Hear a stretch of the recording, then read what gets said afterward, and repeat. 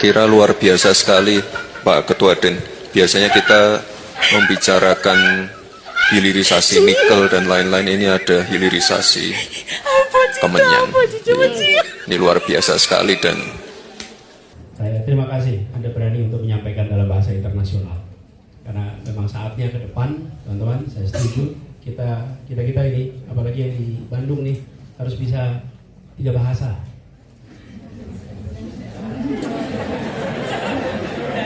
Iya dong, harus 3 bahasa. Ya, bahasa lokal, bahasa nasional, dan bahasa internasional. 3 nih, 3. Jadi kalau di sini Anda sudah dapat 3 tuh.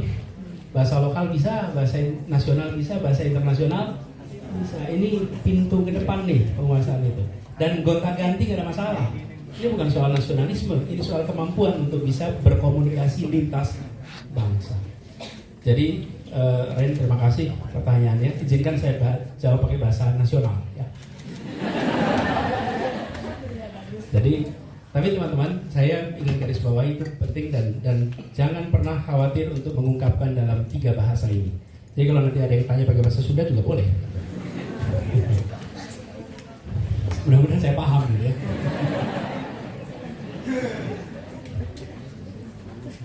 Tapi teman-teman, terkait dengan pertanyaan tadi, saya melihat persoalan yang diangkat ini lebih makro. Satu adalah memang persoalan hak atas semua yang terkait dengan kegiatan reproduksi dan semua aktivitas reproduksi, itu satu hal. Tapi sesungguhnya kan isu besarnya di sini adalah soal kemiskinan, soal ketimpangan. Nah, kemiskinan itu tidak bisa dipandang semata-mata urusan kemalasan, urusan kerja keras. Tapi kemiskinan juga urusan yang biasa dalam bahasa ilmu sosial namanya struktural. Urusan struktural.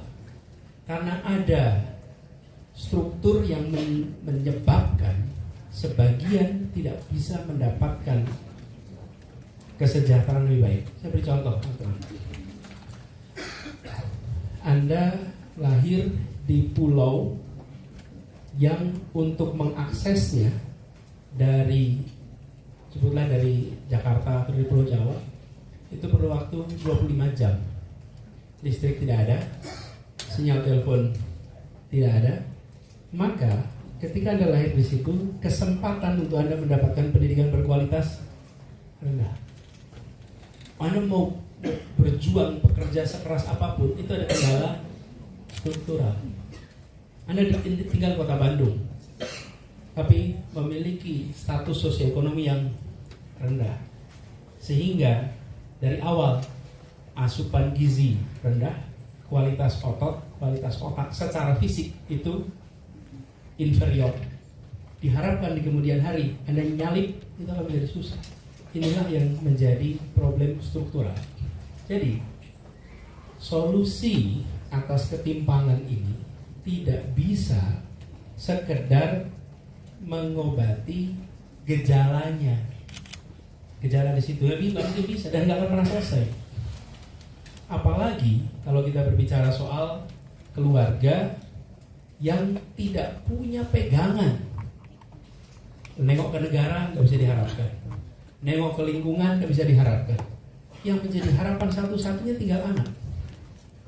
Itulah sebabnya mengapa di dalam keluarga-keluarga seperti ini ada kecenderungan ruang kebahagiaan itu tercipta ketika ada anak yang banyak. Disitulah perasaan berguna muncul, perasaan cinta kasih itu ada. Dan rasional dalam artian apa? Probabilitas untuk salah satu dari mereka bisa naik kelas dan menjadi penopang, itu probabilitasnya meningkat ketika jumlahnya lebih banyak. Probabilitas saja. Dan itu tidak bisa diselesaikan hanya dengan intervensi pada instrumen reproduksi dan alat-alat lainnya. Tapi ini harus diselesaikan sebagai persoalan struktural. Nah, negara harus hadir. Saya bikin tweet agak panjang soal ini. Boleh dibaca itu. Boleh baca. Dan saya udah bilang, karena bilang Pak kenapa nggak dilaksanakan? Kemarin udah ditawarin itu, nggak diambil, ya udah nggak diambil gitu.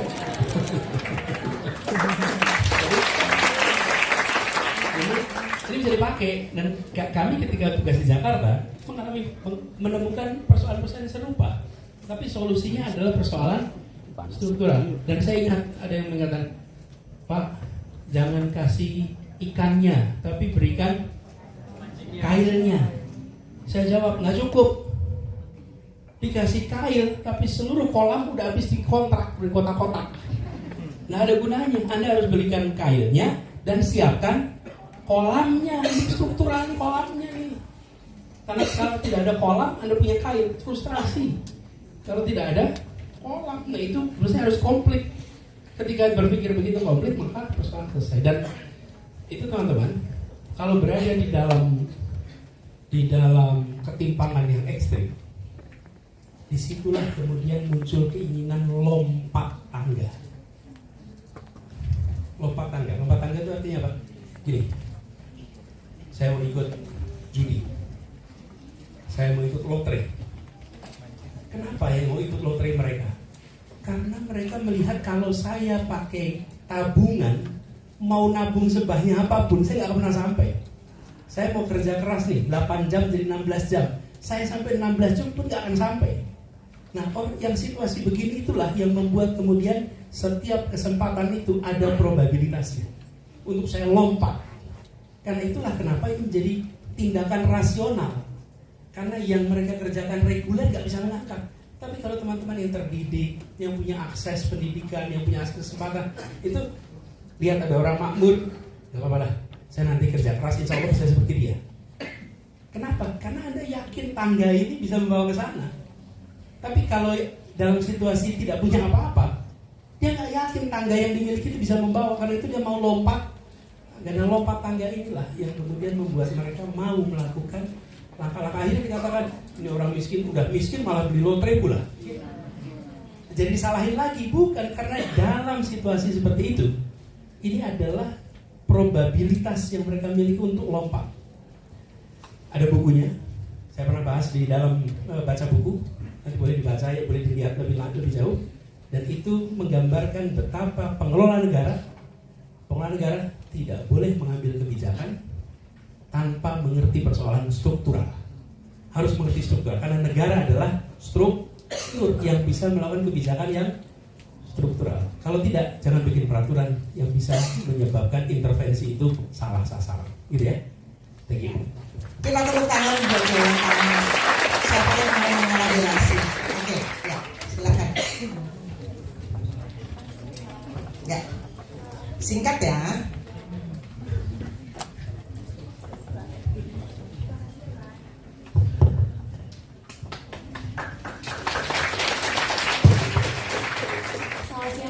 Sebelumnya izin perkenalan diri, nama saya Marsha Prasabila. Ada salah satu poin penting banget di sini, yaitu adalah kemiskinan itu tidak bisa semata-mata tentang urusan kemalasan, tetapi juga dengan struktural. Seperti yang pernah saya juga lihat dari Bapak ketika membuat Indonesia Mengajar, di mana kita bisa melihat juga bahwa pendidikan ketika aspek-aspeknya itu kita bawanya ke Papua, itu sangat banyak sekali ketimpangan struktural yang terjadi. Dan ini juga menjadi poin penting juga sebagai kita mahasiswa, bahwa pada nyatanya itu adalah pendidikan itu adalah sebenarnya sebuah privilege yang tidak dimiliki oleh setiap manusia. Dan kita semua yang berdiri di sini, kita masih punya kesempatan juga untuk melakukan pendidikan yang layak. So do it tired because it's privilege to us to study. Thank you Bapak. Ya. Nama siapa?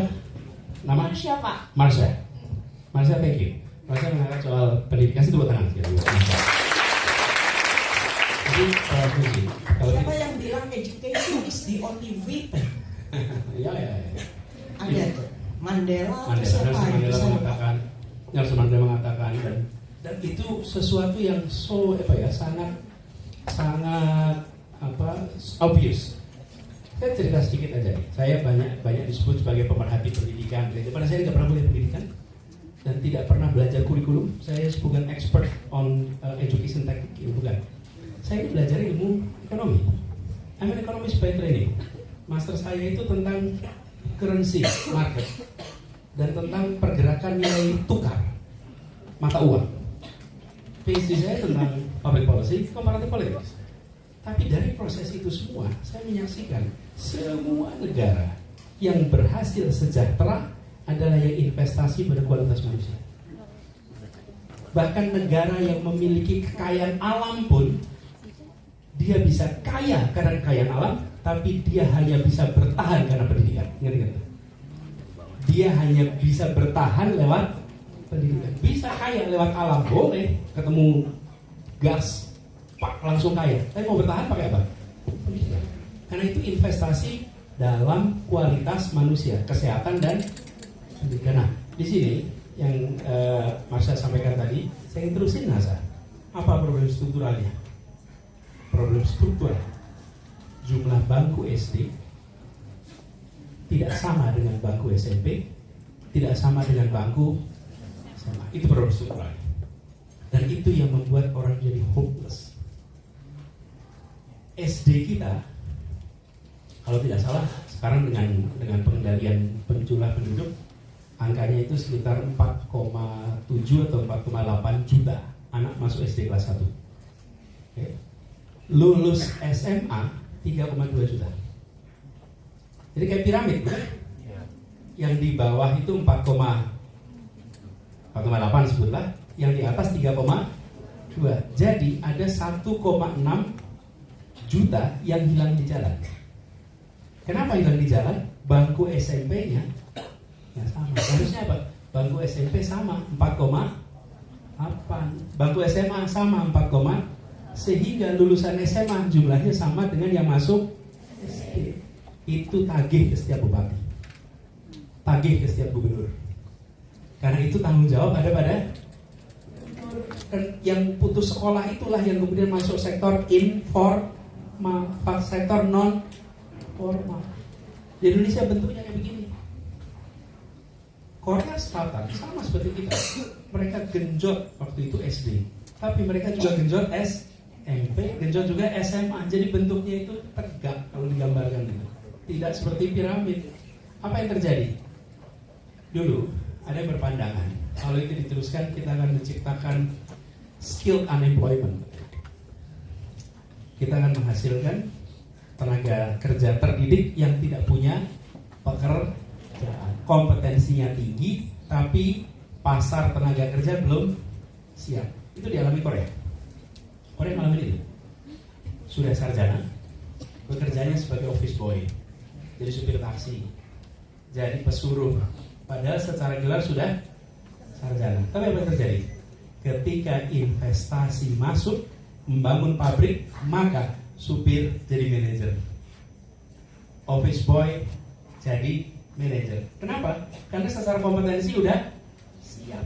Nah ini yang kadang-kadang kita selalu terbalik. Kita ingin labor marketnya ada dulu. Labor market itu bisa membesar, tapi menyiapkan kualitas manusia itu dikerjakan tanpa harus khawatir. Kenapa? Setiap orang yang terdidik pasti punya kreativitas, dan lapangan pekerjaan itu akan bisa berkembang. Ini PR hari ini, dan itu yang menyebabkan ketimpangan struktural. Kami coba kemarin di Jakarta menyelesaikan salah satu faktor itu dengan mengubah sistem seleksi siswa SMP dan SMA. Kenapa? Saya temukan sekolah-sekolah yang bagus itu orang tuanya lulusan S1, S2, S3. Oke. Dan yang lulusan SD nggak bisa masuk situ. Orang tuanya lulusan SMP nggak bisa masuk.